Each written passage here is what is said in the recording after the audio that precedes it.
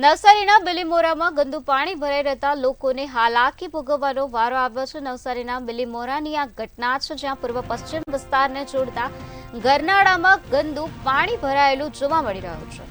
ગરનાળામાંથી bike લઈને પસાર થતા બાઇક સ્લીપ થઈ ગઈ હતી, ત્યારે રજૂઆત કરવા છતાં પણ કોઈ પણ પ્રકારનું નિરાકરણ નથી આવ્યું।